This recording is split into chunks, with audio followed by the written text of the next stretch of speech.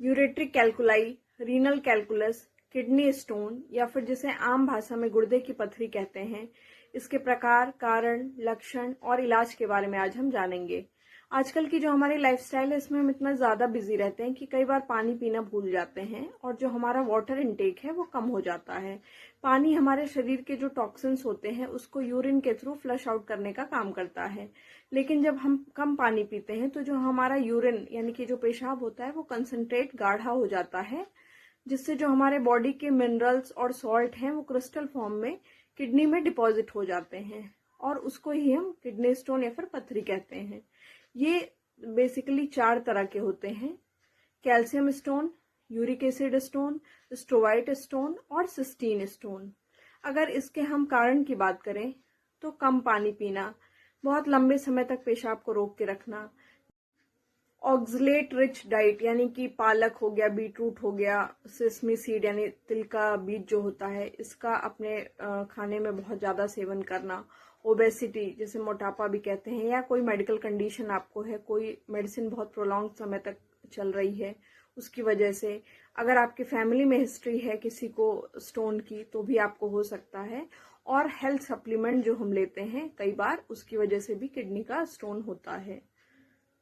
लक्षण की अगर हम बात करें तो पेट के साइड में बहुत ज्यादा दर्द होता है, जो इंजेक्शन से भी कई बार आराम नहीं होता, और ये दर्द पीछे की तरफ तक रेडिएट होता है। दर्द के साथ नोजिया यानी कि मछली आना और उल्टी होना भी हो सकता है। पेशाब में जलन, पेशाब रुक रुक के आना, कई बार पेशाब में खून भी आ जाता है। और कई बार क्या होता है कि हमें पथरी रहती है लेकिन हमें पता ही नहीं रहता है। जब हम किसी वजह से अल्ट्रासाउंड कराते हैं तो जो हमारे अल्ट्रासाउंड की रिपोर्ट होती है उसमें पथरी करके आता है। तो बहुत सारे टाइम ऐसा होता है कि एसिम्प्टोमेटिक होती है। जब पथरी कहीं पे भी, अगर कहीं जैसे आपके जो यूरेटर होता है, ब्लैडर होता है, अगर इसमें जाती है और ऑब्स्ट्रक्शन यानी कि रुकावट करती है किडनी के फंक्शन में, तब आपको ज्यादातर ये दर्द होता है, नहीं तो दर्द नहीं होता है। इसके अगर बचाव की बात करें तो एक दिन में 8 से 10 ग्लास पानी पिएं जिससे आपकी बॉडी पूरी हाइड्रेटेड रहे। पेशाब को बहुत देर तक रोक कर ना रखें। जंक फूड अवॉइड करें। रेगुलर एक्सरसाइज करें जिससे आपकी बॉडी फिट रहे, मोटापा से दूर रहें। ऑक्सलेट रिच डाइट कम से कम ले, जैसे पालक हो गया, चुकंदर हो गया, मूंगफली हो गया या फिर तिल हो गया। अगर ले रहे हैं तो दूध के साथ लें। हेल्थ सप्लीमेंट बहुत लंबे समय तक मत लें।